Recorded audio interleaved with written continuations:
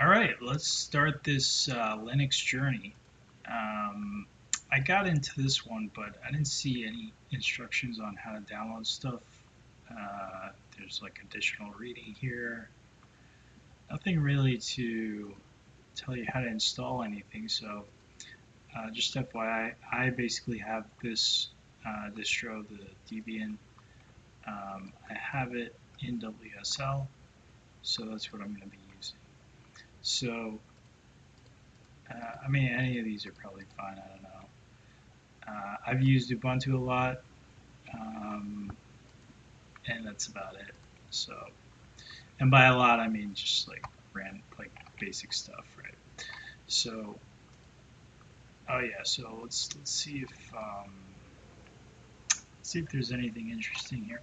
I mean, I'm interested in this part here, um, DNS stuff. Actually, what I'm mostly interested in is really trying to understand the file system very well and how the operating system works. So I think once we get past kind of the basic stuff, that'll be helpful. So I figure we'll start with the beginning, right? So the shell, the world is your oyster, or really the shell is your oyster. What is the shell? The shell is basically a program that takes your commands from the keyboard and sends them to the operating system to perform. If you've ever used a GUI, graphical user interface, you've probably seen programs such as terminal or console. These are just programs that launch a shell for you. Throughout this entire course, we will be learning about the wonders of the shell. So this is the shell right here. In this course, we will use the shell program bash. Almost all Linux distributions will default to the bash shell. There are other shells available such as KSH, ZSH, TSCH, but we won't get into any of those. Let's jump right into it. Depending on the distribution, your shell prompt might change, but for the most part, it should adhere to the following format.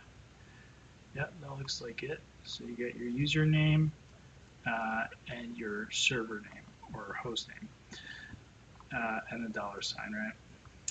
Notice that the dollar at the end of the prompt,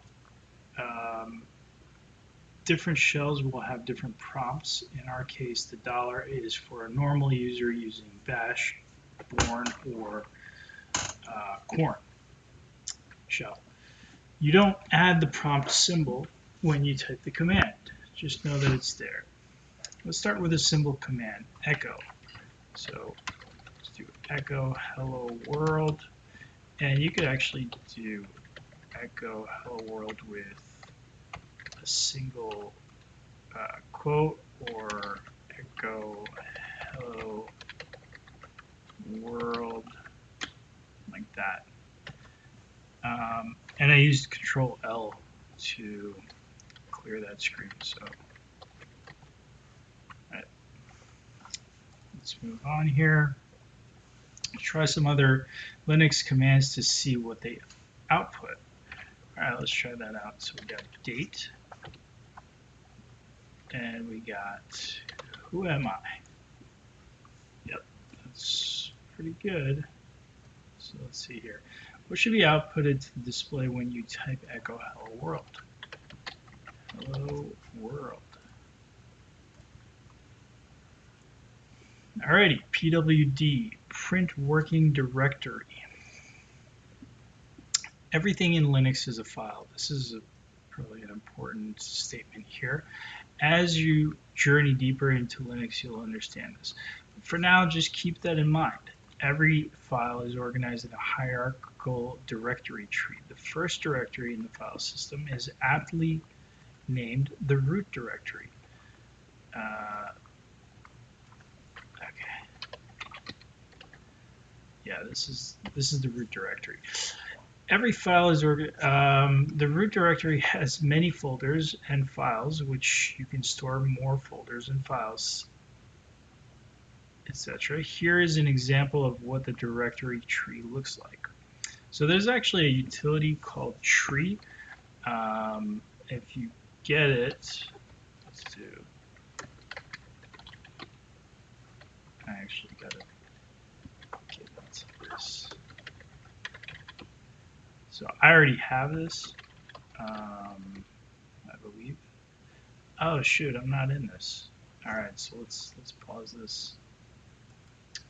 All right, so what I did was I just added this user that I made for this video to the sudo group, which we'll go over that later. But basically now I can do something like this. Okay, and I already have this installed, but oh, come on. That's weird, man. Let's try this.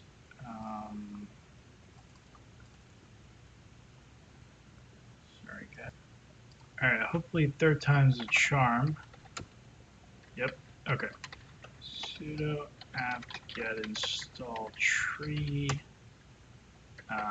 So what this one does is actually, let's do this tree. Oh, tree. Can we do like a first level here?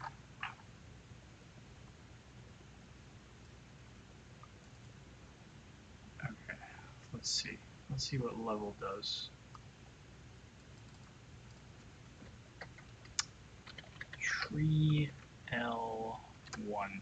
Okay, so that's pretty cool. Tree L2.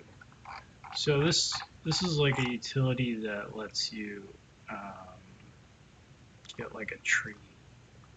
All right, so pretty cool. I mean, we do level 1, we get kind of basically what they got here. Bin, or is etc right there. So the location of these files and directories are referred to as paths. If you had a folder named home with a folder inside of it named Pete and another folder in that folder called movies, that path would look like home Pete movies. Pretty simple, right? Navigation of the file system, much like real life, is helpful if you know where you are and where you are going. To see where you are, you can use the pwd command. This command means print working directory, and it just shows you which directory you're in. Note the path stems from the root directory. So print working directory. Let's do this. So anywhere I go, actually, if I do, actually I shouldn't have done dir. That's like a Windows thing. So let's go into bin, and I'm just going to do pwd. Let's go into, I don't think these are files actually. Yeah, these aren't really files, and you can see that because there's no D in there. So these are all binaries. Let's do tc.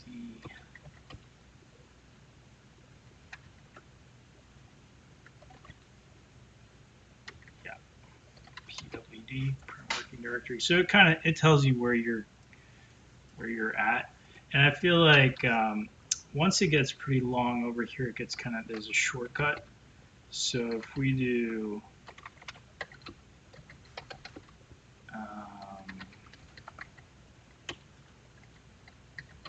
and then if we go, just looking for a directory here.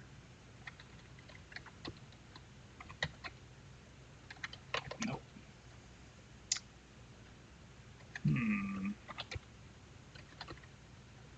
Let's actually do tree L4.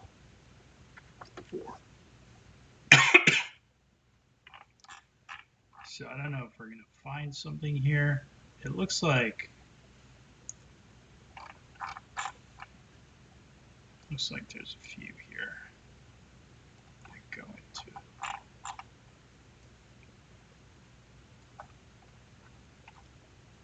div devices, etc. etc looks like this one. This one's pretty good. I'm gonna copy that. DHCP, DC, DHCP, right? So if we do CD, etc, DHCP, and we look at what's inside there, is that a directory? It's not. So I mean, I guess it does get that long. That's kind of annoying. So you don't really need the print working directory in this case, but I mean, you would use it for something like, you know, something like that. So, like in a variable, I guess, or maybe not. Let's see where we're going. Exercises. How do I find what directory I'm currently in? You would do that. All right, change directory. Now that you know where you are, let's see if we can move around the file system a bit. Remember, we'll need to navigate our way using paths. There are two different ways to specify a path, with absolute or relative paths. Absolute path, this is an absolute path right here. So if I do this, that's an absolute path. But if I do this, that's a relative path. So absolute path, this is the path from the root directory, right here, this little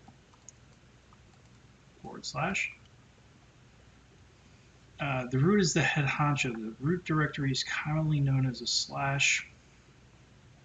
Every time your path starts with a slash, it means you are starting from the root directory. For example, home P desktop. Relative path, this is the path from where you're currently in file system.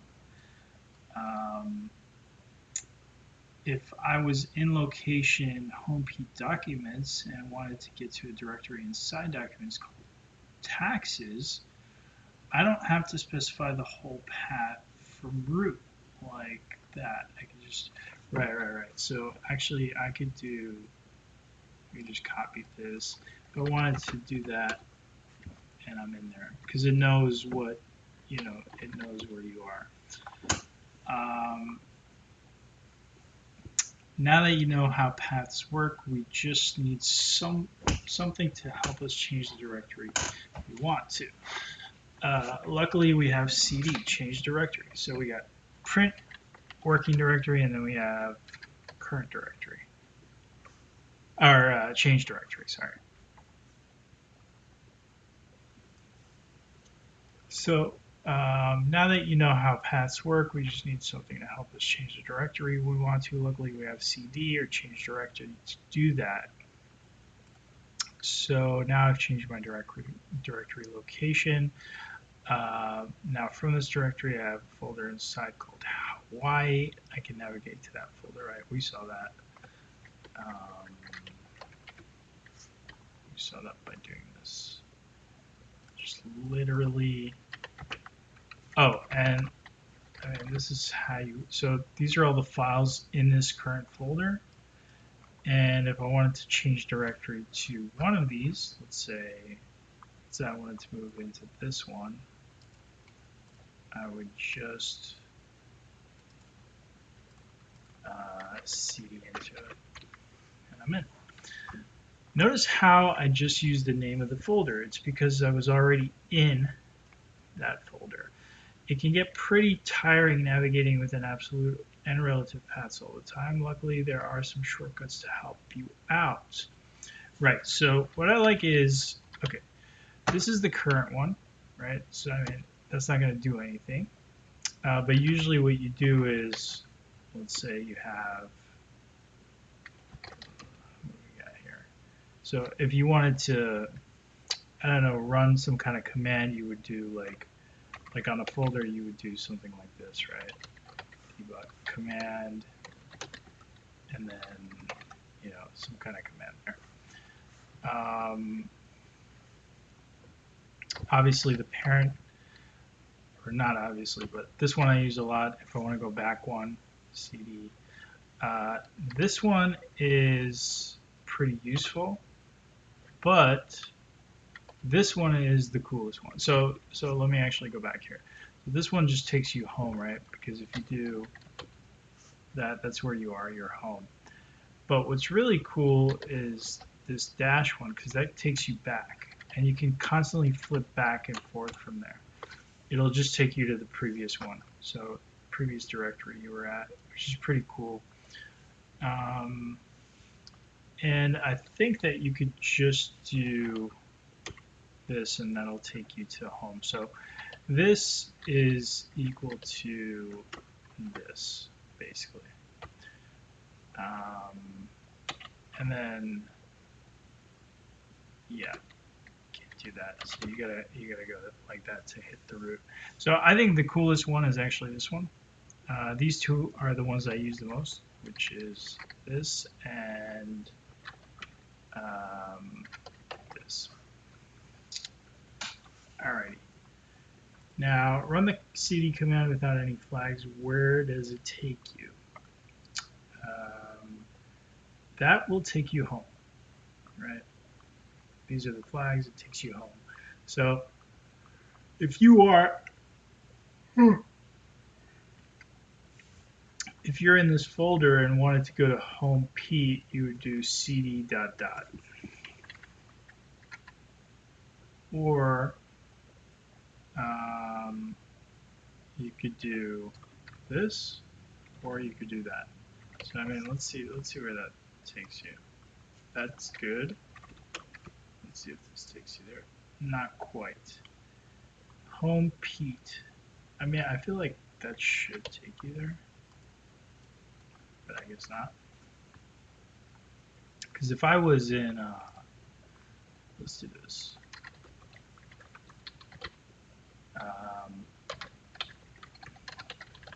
Let's make that folder. Okay, so right now I'm in home Jakey pictures, right? If I wanted to go back to home Jakey, I could use this, okay, and then I'm in home Jakey. Or I could use this and I'm in home Jakey. Or I could use this and I'm in home Jakey. So I'm not sure why they kind of give us the wrong one on there, but yeah. All right, let's list the directories. Right, so I've used this a couple times on this recording, and it's pretty useful because it tells you all the files kind of that are in there.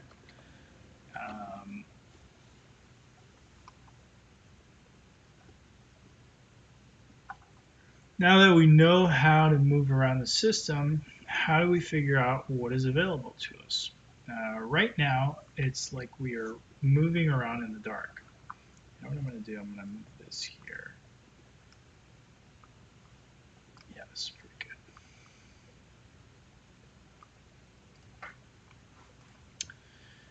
good. We are moving around in the dark, literally. Right now, it's like we're moving around in the dark. Well, we can use a wonderful ls command to list directory contents. The ls command will list directories and files in the current directory by default. However, you can specify which path you want to list the directories of. Right, so let's do actually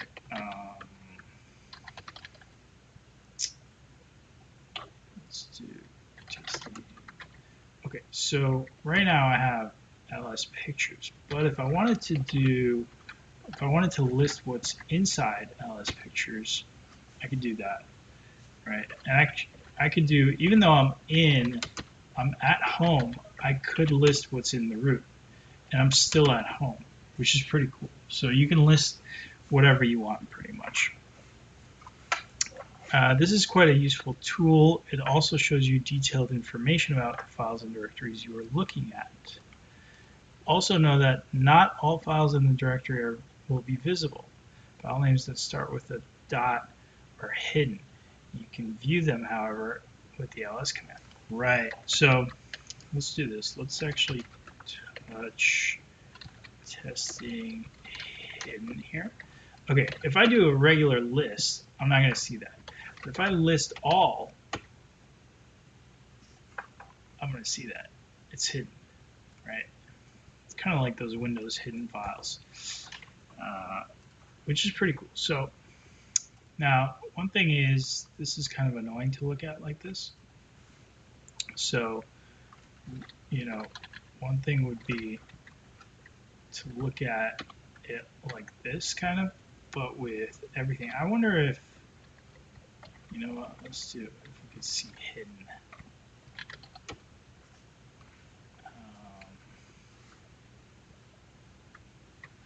Let's do this.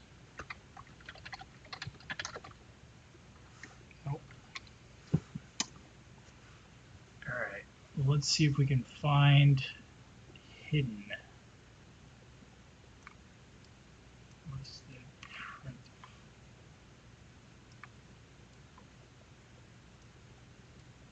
Wait a second. Did I do? Yep. Okay, so that didn't go for us. So how can we find the hidden ones?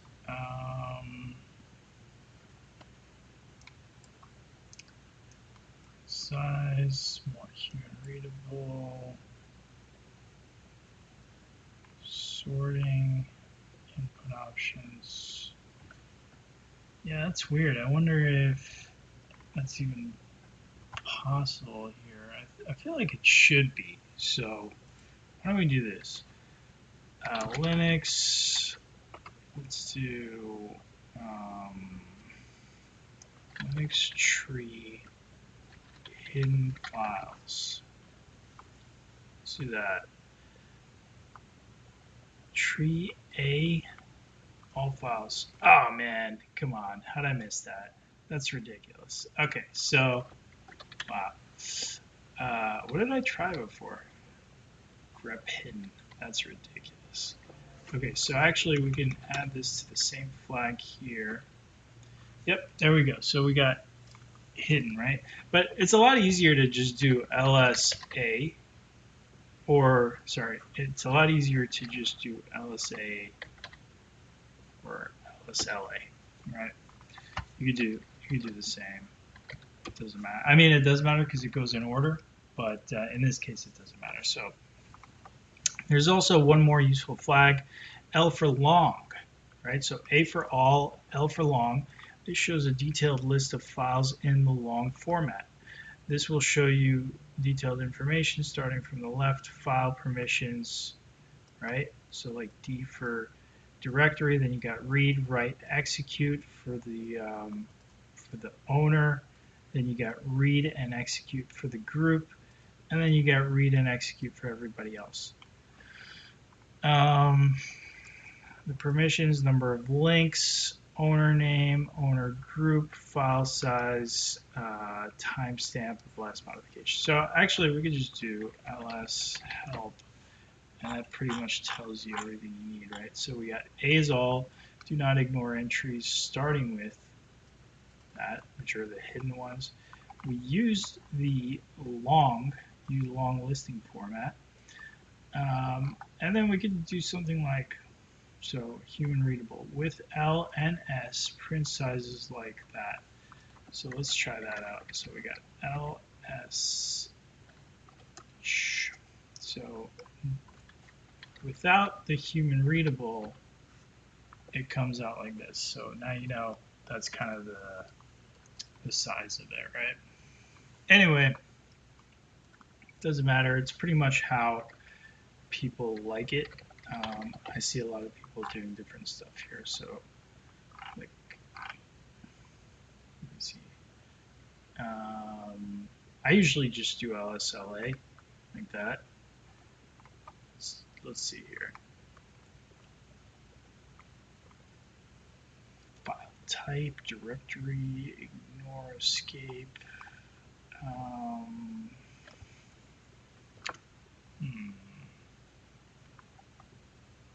recursive. Print the allocated size of each file. So that's probably a good one. LSLA allocated LSLA. Let's do LS LSAS. Prints the allocated size. Prints the allocated size of each file in blocks. Sort of file size. Okay, whatever. I'll get to that at some point probably.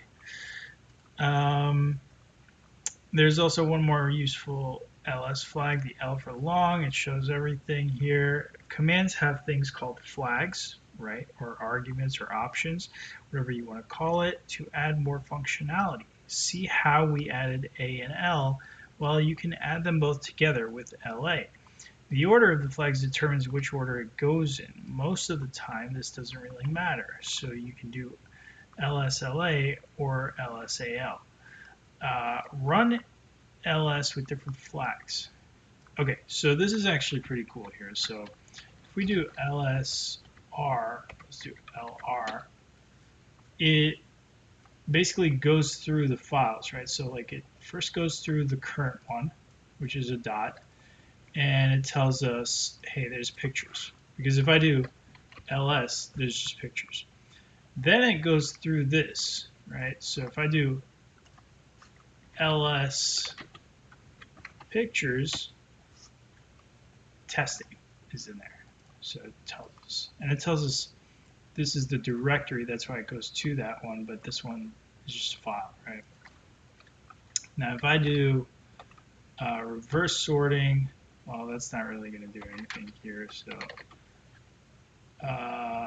let's do this. I'm going to do, this is the root directory. The root directory is ordered by time. Is it ordered by time? I feel like it should be, but it's not. I think you're supposed to, I wonder what it's ordered by, actually.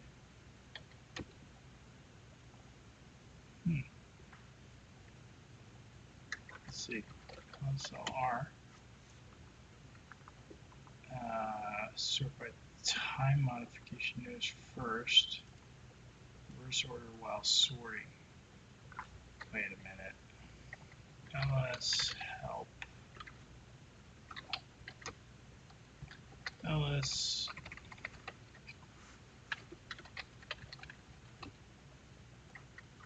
that doesn't work. Okay. Thought it would work. So R is reverse order while sorting, but you got to sort first. So sort by file size largest first. Sort by word instead of name. Okay, so all right, let's try this out. So we got LSLS, that sorts it by size, and then we could do LSLSR, and that reverses it. So we got kind of the biggest one here and the smallest. And actually, what we could do is we could add the human, and that gives, you know, makes it readable. So pretty cool. All right, let's try this. LSLT. This definitely orders it by time. We can see that. This is the most recent. So if we do LSLTR, that should give us the oldest one. Okay. Pretty cool. I feel like these are, I don't use them as much. Maybe I should, I don't know. But what command would you use to use it? Okay, I can't even read in English. That'll give us all files. So far,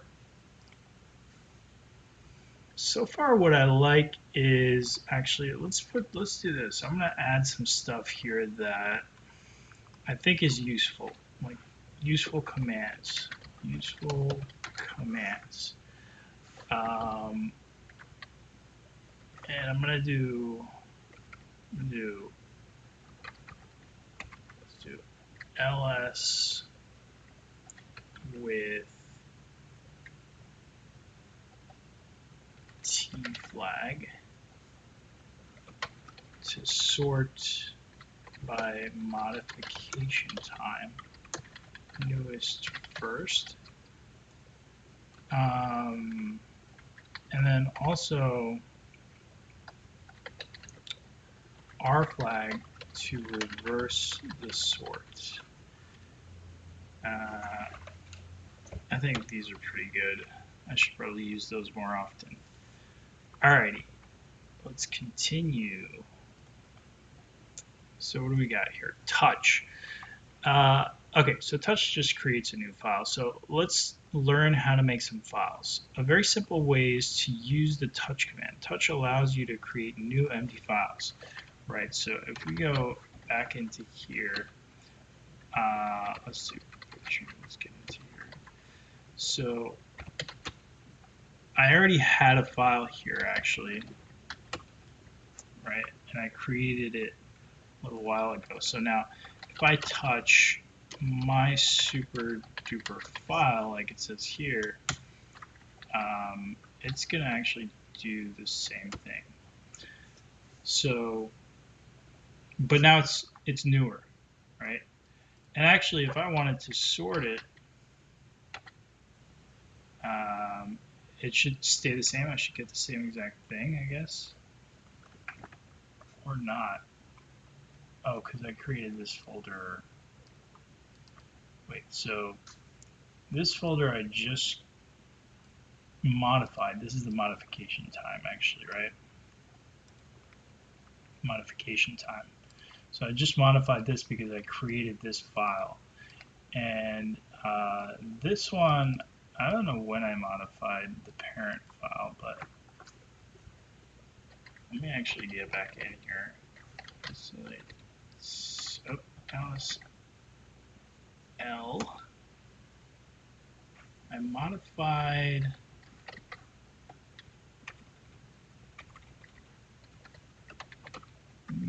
Let me try to see when I modified it. So apparently I modified it to or 10 o'clock, 10:48. All right, whatever.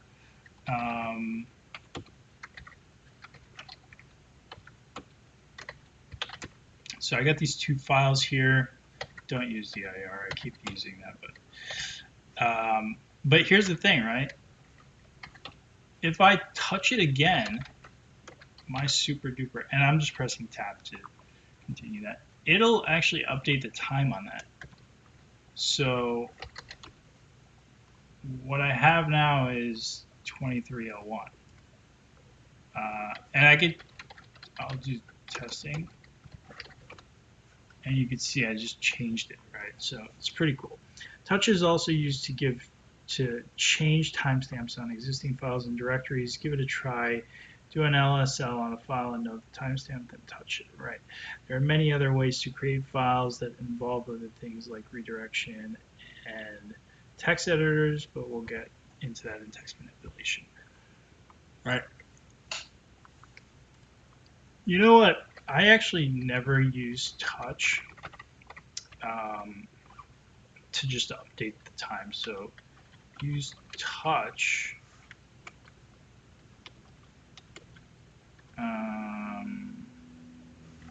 to update the time on a file.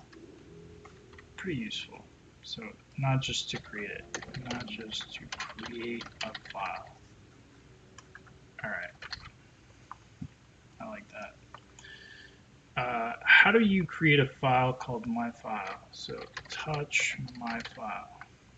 You can see I've gone through this stuff, but I didn't really continue past this because I don't know. I think it's easier when you're recording stuff. So file. In the previous lesson, we learned about touch. Let's go back to that for a bit. Did you notice that the file name didn't conform to standard naming like you've probably seen with other operating systems like Windows? Normally, you would expect a file called banana.jpg and expect what? Normally you would expect a file called banana.jpg and expect a JPEG picture file. Okay. In Linux, file names aren't required to represent the contents of the file. You can create a file called funny.gif or GIF that isn't actually a GIF. To find out what kind of file a file is, you can use the file command. It will show you a description. Yeah, that's a pretty good command that I don't really use often. File.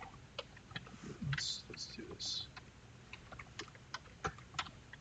Use file to show what the contents are of the file.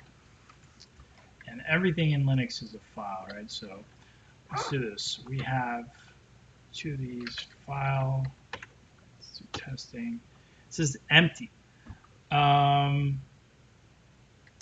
All right, I'm gonna get ahead of this for a second. Or actually, let's do this. Echo hello world. Can we do this? Okay, now I'm gonna check testing, and it's text. So yeah. So actually, we have two files here. File super. My super duper file, which is empty, and file testing, which has ASCII text in it. And let's just make a folder here. So now we have three things. If I do file temp, it'll tell me it's in the directory. So this is a pretty cool command. Run the command on a few different directories and files and note the output. What command can you use to find the file type of a file? So pretty useful command. Cat, short for concatenate. We're almost done navigating files, but first let's learn how to read a file. A simple command to use is the cat command, short for concatenate. It not only displays file contents, but it can combine multiple files and show you the output of them. Cat, dog, bird file, dog file, bird file. It's not great for viewing large files, and it's only meant for short content. There are many other tools. Right, okay, so let's do this. Let's put something into my SuperDuper. Hello there. Okay, so if I do, I have two files here, right? Or three, but one's a directory. So if I do cat testing, oh, wait a second. Cat testing, I get hello world. If I do cat my super duper, I get hello there. Now if I do cat testing my super duper, check this out, and I could do the opposite, testing, and it basically combines them, right? It concatenates them, which is pretty cool. Now I wonder if I could do, let's do this, into testing. No, input file is output file. Can we do this? No. Cat. I wonder if we could do this. Echo. Put that into testing. Yes. Okay. So now we could do testing. We got everything in there. Hello there, hello there. Wait, that's not right. That's not what we tried to do. Alright, I'm getting ahead of myself because I don't think this is right. Just added. So how come it didn't do testing? So hello world is not in there. Oh, okay. I know why. So check this out, right? So if I do hello world testing, right, and I do cat testing, it replaces it. So now if I do cat my super duper, right? Now if I wanted to add to that, so let's say cat my super duper and testing, that's going to do both, right? But what if I wanted to add both to the file? So what I could do is I could echo this and do the append to testing. And then when I do cat testing, I get both of those, which is pretty cool. All right. And the reason it's on the same line is because I didn't have an N in there. So for new line, so actually we could do something like this. Do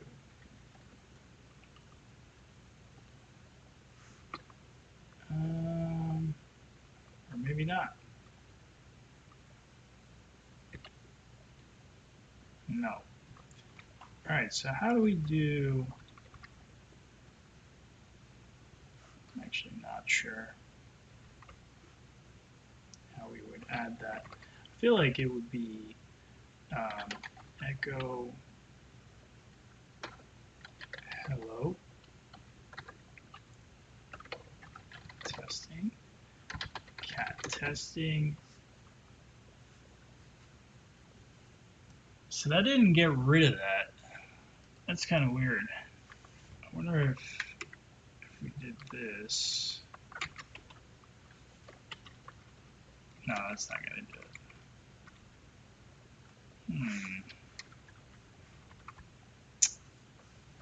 How do we add a new line to it?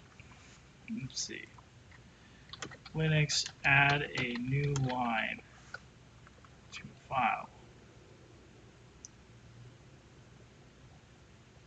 Yeah, I thought it would do this.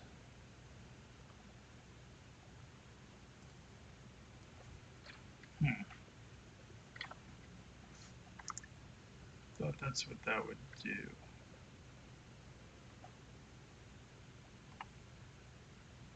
Insert new line.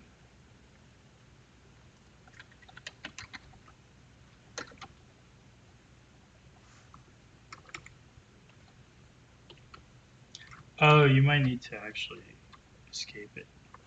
Nope, that doesn't look like it. So I wonder what's going on here. Yeah. But that's not what I was thinking. I was thinking it would just add a new line.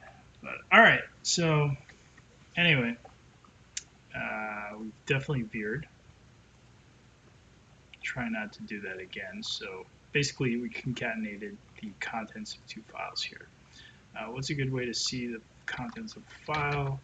Cat. Okay, less. If you're viewing text files larger than a simple output, less is more. There is actually a command called more that does something similar. So this is ironic. The text is displayed in a paged manner. So you can navigate through a text file page by page. Go ahead and look at the contents of a file with less. Once you're in the less command, you can actually use other keyboard commands to navigate. So let's do this. Let's go into testing, right? Testing. And I'm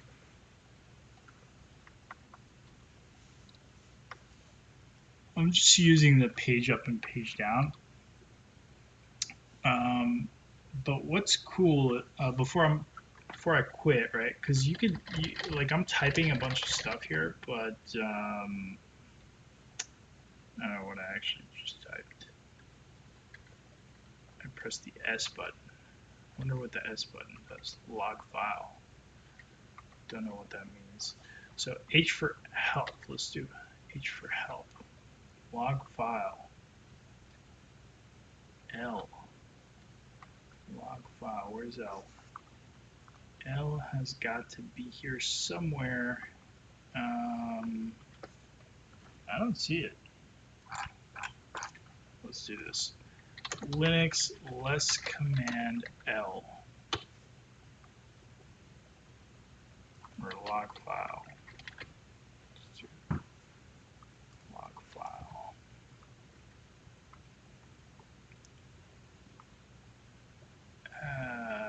Log navigation.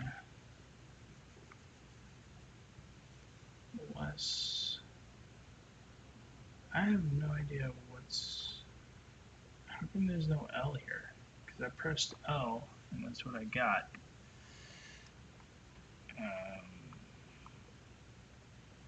Weird. Very, very weird.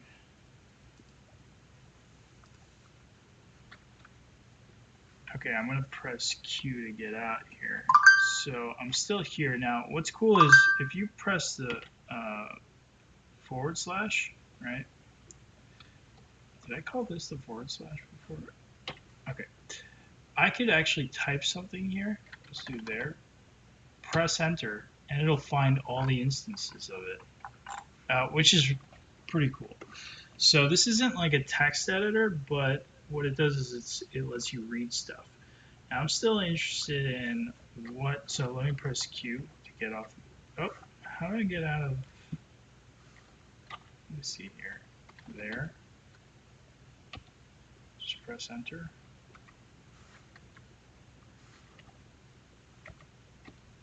I guess it doesn't get rid of it.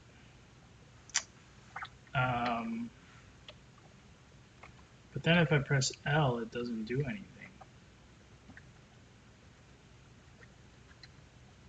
Oh, I didn't press L, I pressed S. Jeez, man. I'm losing my mind. So let's press H. Let's see what S is.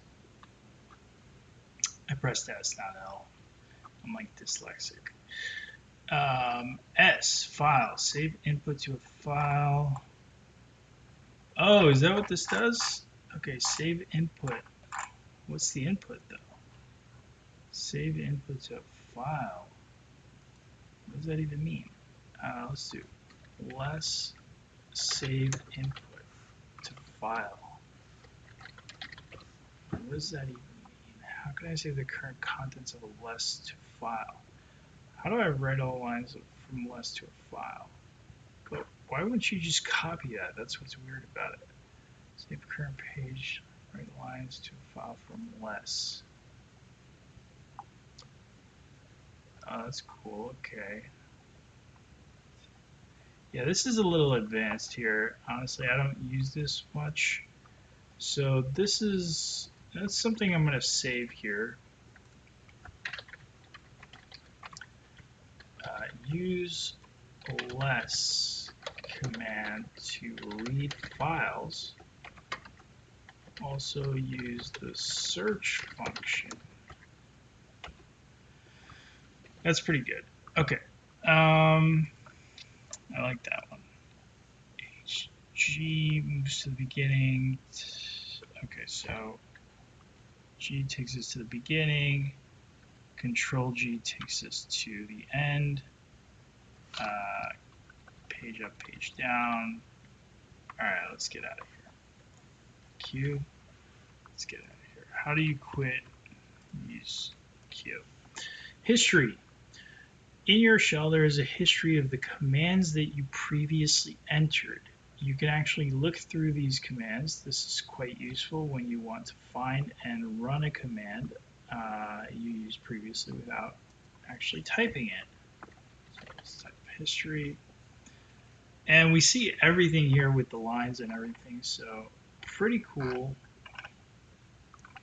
Yep, see all that stuff here. I'm just going to do Control L to clear it. You could also, by the way, just type clear. That'll do the same thing. Oh, it's right there. Okay, but I like Control L. So want to run the same command you did before, just hit the up arrow. Right, this is the up arrow. But again, there's another one called Control P, and that'll do the same thing as the up arrow, but you could do Control N, and that'll, so it's like next and previous, right? So it's the same as the up and down arrow, and the up and down arrow are good, but when you just want to have both hands kind of in the same area, Control N and Control P, I think work better.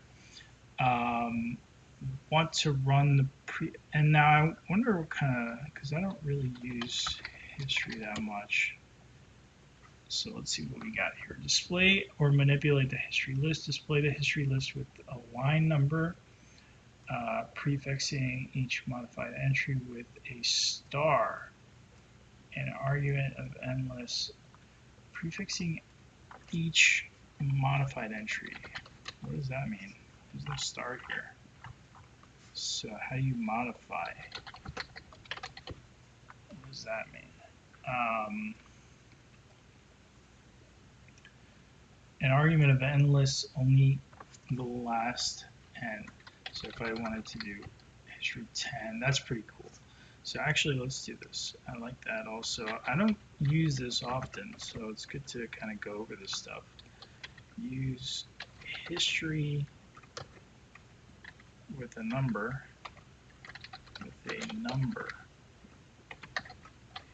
History 10 gets you last 10 lines. Let's see what else we got here. History. I want to know what the star thing is about. Clear the history list by deleting all the entries. That's cool. Offset delete the history entry at position offset. Negative offset count back from the. Alright, I'm not really going to get into that. Append history lines from this session to the history file. Okay. That's probably something we'll learn about later because I'm not really aware of a history file. Read all history lines not already read from the history file. Append them to the history.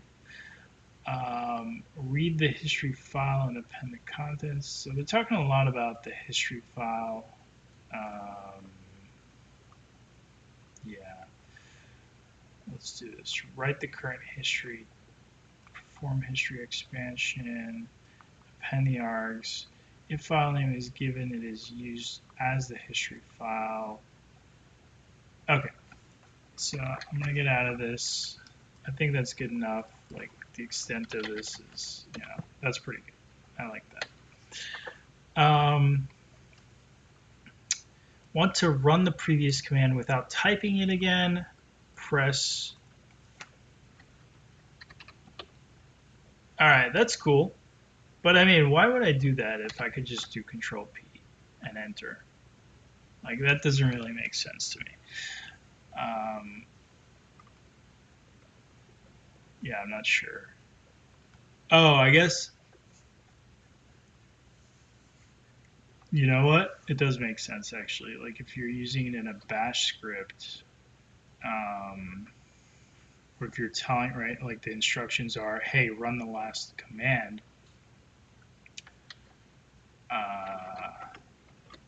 Let's do that. Let's see. 320. Yeah, so it's basically telling it. So that's actually a pretty cool thing. Because Control P is a shortcut, but that is an actual command. So that's actually pretty good.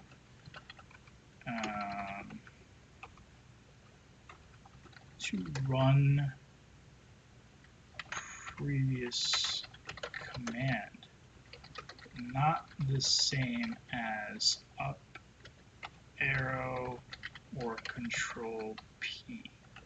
Can use in bash. Alright. It's kind of like not really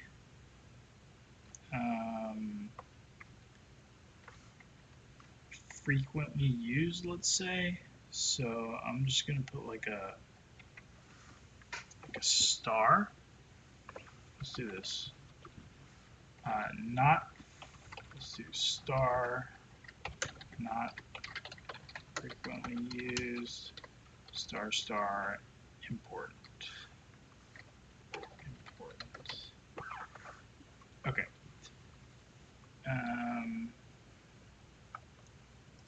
Let's move on. Control L. All right, another history shortcut is Control R.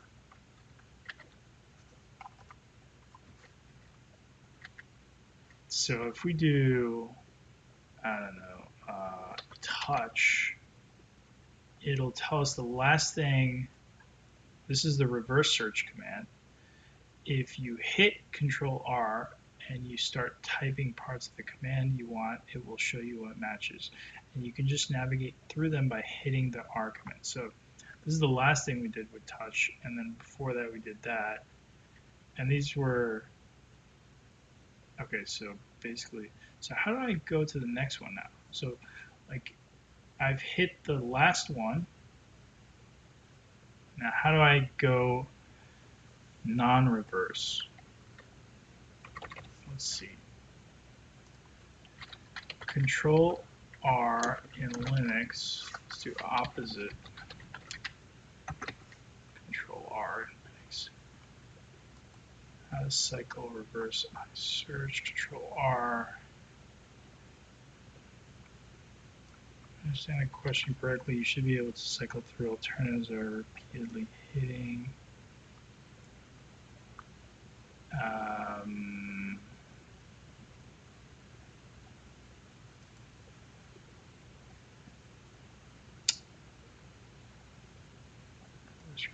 I'm going to pass over. Wait, what? Touch. So I'm hitting Control R.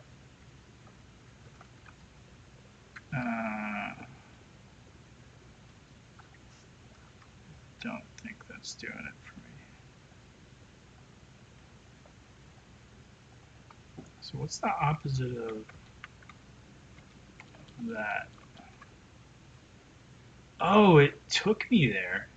Oh, that's wild. Okay, so actually, like this is the most recent thing, right? So the previous one is this. Now, if I do Control R and I do touch, I cycle through Control R, right? And I'm basically here. This is my last one. And let's say I just get out of this. Okay. The last one I have is not like I'm back to where I was in the history of it. So now I have to scroll down to get back to like my last one. That's interesting. Okay, so I don't know if I really like that. Like, how do I move forward? That's Control O. Touch. Control O. What does that mean?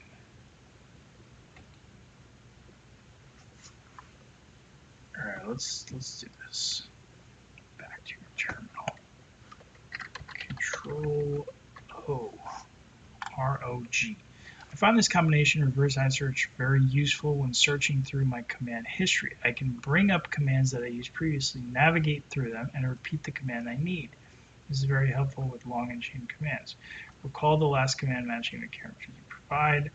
Navigate through the matching commands. Send the command back to your terminal or select enter to execute the command from the search mode. Oh, okay. So if I do Control R, touch, and then I do Control O. Yeah, but why did it, what? Send the command back to your terminal or select. Leave the history search mode without running the command. Okay, I like that. Let's do that. Control R, touch, Control G. That's better. Okay, so let me add that actually,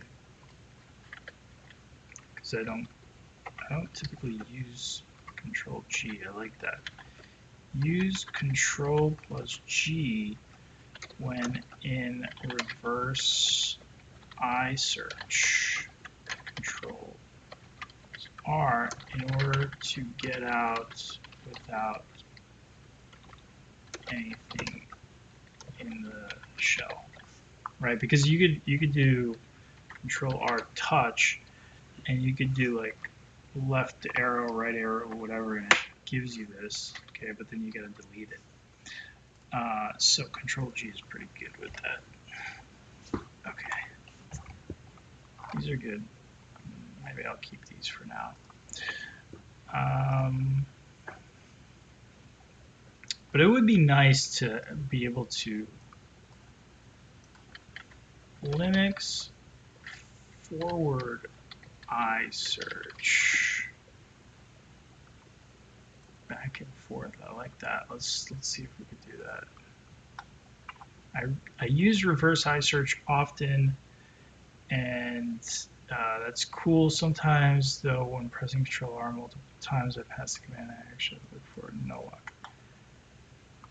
The one sentence answer is run stty ioxon in your terminal, then use Control S to change the search direction from back to forward.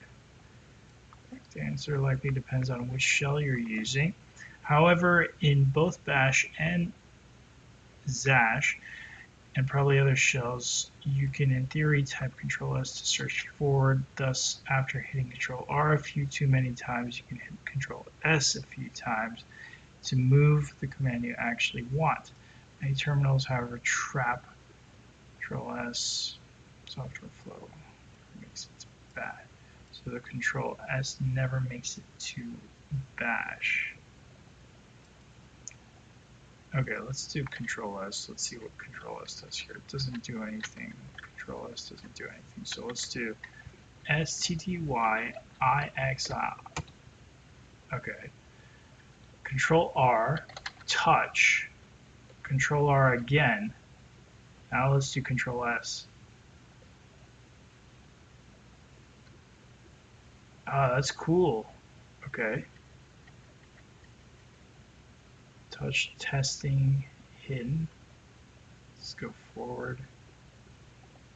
All right, that's pretty cool. I like that. All right, so let's do this. Let's add that.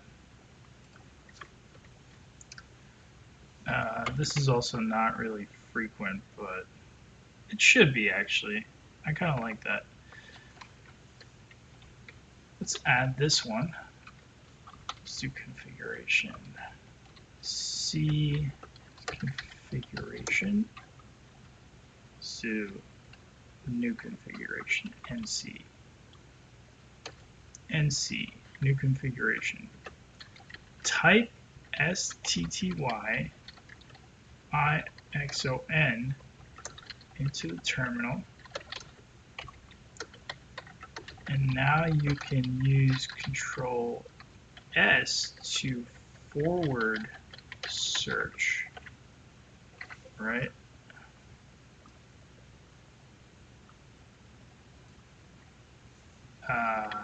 When in reverse iSearch. I like this. Okay, so that's pretty useful. STTY, very cool. I have no idea what that, why all those flags, but okay. It's crazy to me that people know this stuff. Like, that's wild. Okay. All right, let's get out of here. Control, I'll close this one too. Okay, start typing parts of the command you want till it shows, press enter. Our terminal is getting a little cluttered. Now let's do a little cleanup, clear, right? We did that. Do clear or Control L. That looks better, doesn't it? While we are talking about useful things, one of the most useful features in any command line environment is tab completion. If you start typing the beginning of a command line, file, directory, etc., hit tab key, it will auto-complete based on what it finds in the directory you're searching on. For example, if you were to run, yeah, this is actually the best thing ever. So if I do, if I just do cat my and then I press tab, it completes it. Now if I do, I just did Control W to get rid of the last word.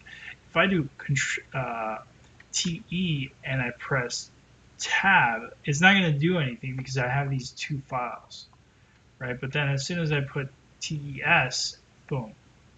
Okay, so that's pretty cool. All right, let's move on. What is the command to clear the terminal? Clear. All right, copy. CP. And by the way, I feel like some of these commands, like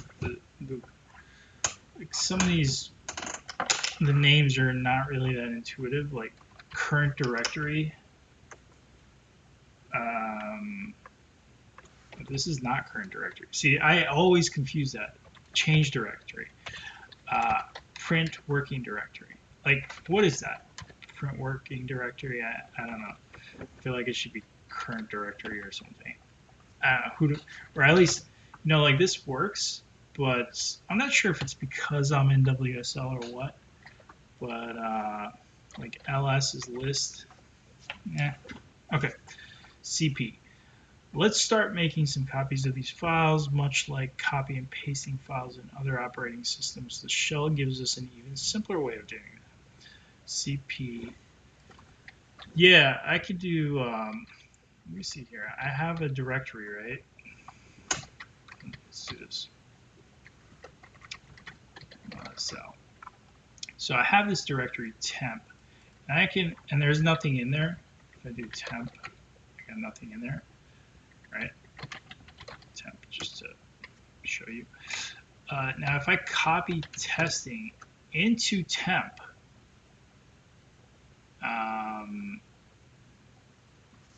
this shows that then it was renamed. So is the file you want to copy and is where you were copying the file to. So if I do testing, CP testing, temp, let's do testing copy, right? And then I do ls temp. That's like it copied it into that, right? So this is the new copy of it. If I did, you know what? Let's go back here. If I did, I have this folder, right? Pictures, and I make a new one. Let's do pictures 2, right? And there's nothing in pictures 2. But if I copy everything in pictures, let's do a recursive copy, right? Because I don't think it works with the star. Like I'm pretty sure. Let's try this out. Make dir pictures 3. So now we have 2 folders. I'm gonna do copy pictures star into pictures 2. Yeah, it's not gonna work. So basically, you gotta use the recursive, which goes through everything in pictures, and it puts it into pictures 2. So if I do that, ls pictures 2, I have everything in. It's the same thing, and it actually goes deep, like it's recursive, right? So I have this folder in pictures 2. So that's pretty useful. And you can, again, do this. Sorry, CP help. And you get recursive here. I didn't know the small one is actually R for recursive. Okay, that's pretty cool. So a lot here, I don't really use that many of them. Like archive. I haven't really used any of these. All right. So you could copy multiple files and directories as well as use wildcards. A wildcard is a character that can be substituted for a pattern-based selection, giving you more flexibility with searches. You can use wildcards in every command for more flexibility. The star wildcard, the wildcard of wildcards, is used to represent all single characters or any string. Right, so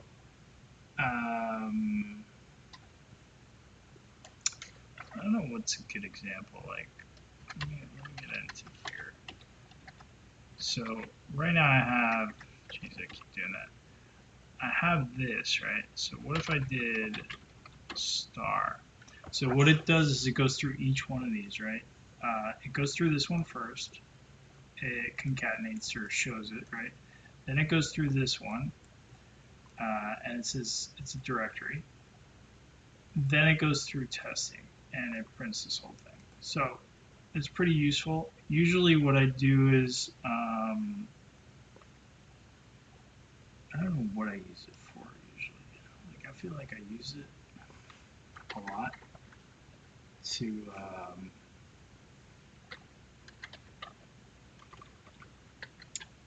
like copy things, I guess. Oh, like basically to copy the inside of stuff instead of the actual directory itself. So I'll copy everything that's in there. Question mark to use to represent one character. I don't ever use that. That's interesting. To represent any characters within brackets. So what's the? I have no idea how to use this stuff. Question mark to represent one character. Okay. CP. So what this does is it basically takes every file that has an ending with JPEG and it copies it into pictures. This will copy all files from the .jpeg extension in your current directory to the pictures directory. Useful command is to use the R flag. This will recursive copy the files and directories within the directory. Try to do a CP on a directory that contains a couple of files to your document directory. Didn't work, did it? Well, that's because you'll need to copy over the files and directories inside as well with our command. Pumpkin to here. Yeah, this is pretty cool because what it does is it moves this into here. And this gets kind of confusing, honestly. Like sometimes you're like, wait, is renaming this?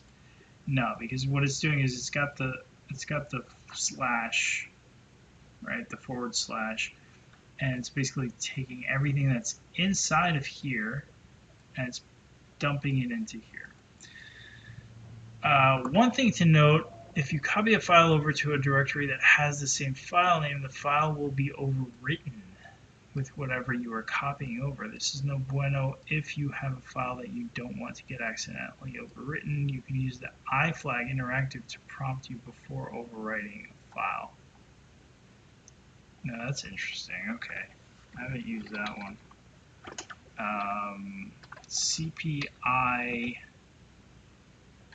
testing temp.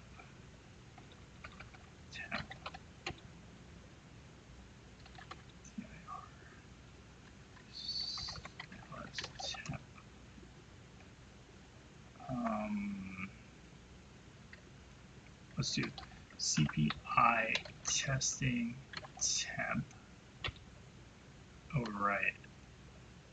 No. Okay. That's pretty cool. I kind of like that actually. I'm going to use that. I feel like that's important to have.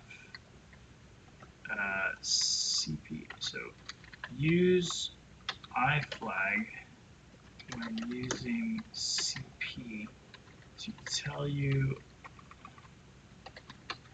if it is going to overwrite a file. That's actually very useful. Okay.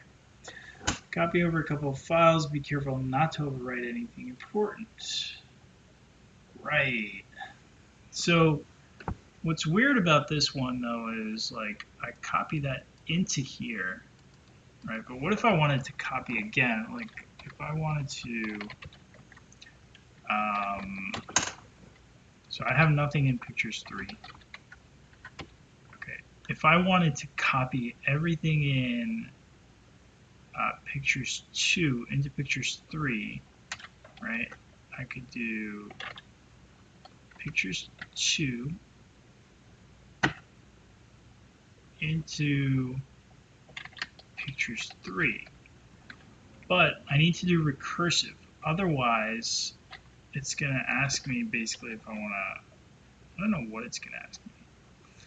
Not specified, omitting directory pictures 2. Okay, so it's basically saying, yeah.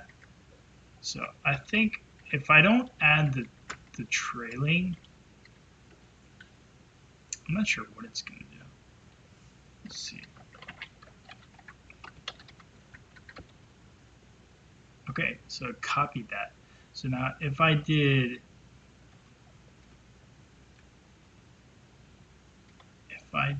this, then I would copy, let's do Control P for previous one. See, it didn't do that. That's weird. I thought it would like copy everything over, but I guess you have to actually do the star, the wildcard. And then if I do this, it's got everything in it.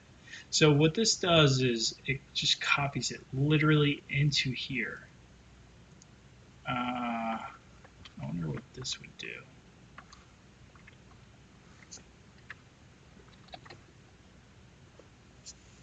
Yeah, it kind of did the same thing. So that's pretty interesting. So we got the directory here. If we copy the directory into here, it'll literally go into here. Because I didn't say, so like if I did CPR pictures 2, and then I did pictures 3, you know, pictures, then it would have that as a new folder, right? And I could actually do like pictures, you know, yeah, so it's got it in there. So yeah, if you use a directory, it's going to do that. If you use all the files in the directory, then it'll kind of like flatten them out. But I'm curious about this, used to represent one character. Let's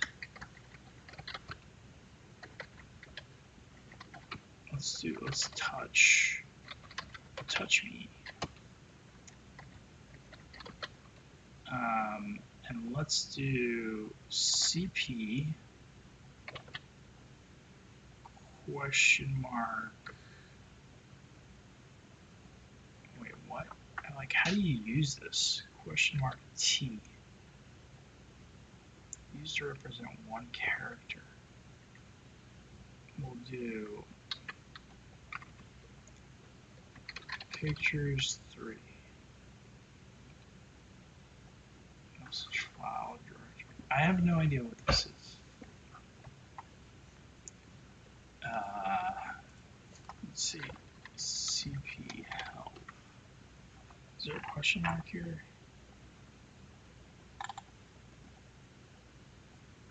No, this is like, I don't think it's related to the copy command, so it's got to be like Linux wildcard. Linux wildcards question mark.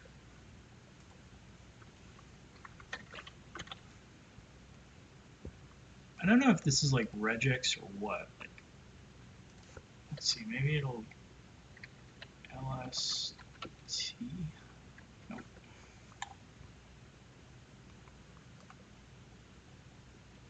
Single question mark wildcard means it will match a single character. For example, S will match anything that will begin with S and N.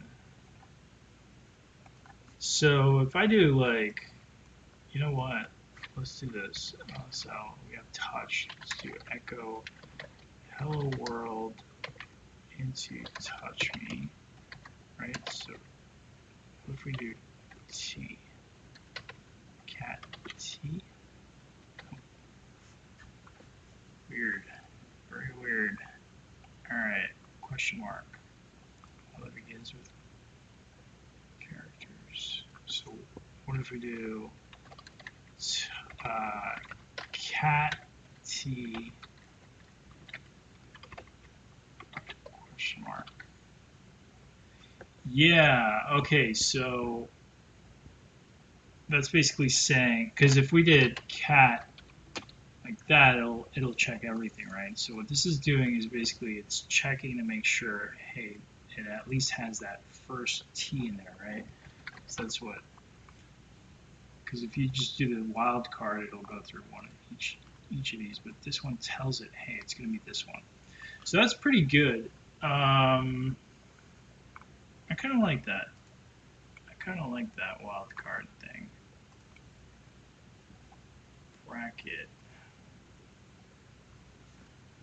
So cat touch. So if I did let's do touch. Let's start a new one actually. Echo hello world 2 into testy. So now we got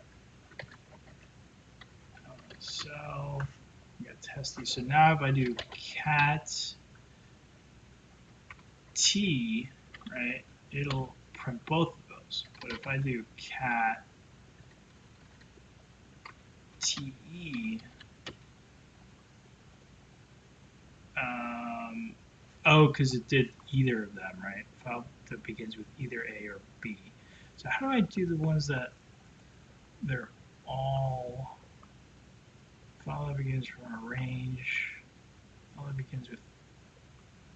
I guess I would have to do. TE. Yeah. Okay. That's pretty good. Okay. So that's cool. I like the wild cards. That's pretty important, I feel like. So we'll copy to try to do a CP on a directory that contains a couple. Alright, you need the recursive. One thing to note, if you copy a file over to a directory that has the same file name, the file overwritten. Right, so we did this. Okay, what flag do you need to specify to copy over a directory? I guess you need the R. I thought it was only for if there are files inside of it. Recursive. Copy directories recursively. Yeah, I wonder if, like, let me make a new one. Pictures 4. So there's nothing in pictures 4. And if I copy pictures 4 into pictures 3, mating directory, right? So you need to do that. So let's see, ls l pictures 3, and it's in there. Okay. All right, cool. So it's been a while on this video, and we're still kind of going through the motions. So I might actually continue this tomorrow because it's kind of getting late. So let's call that a night.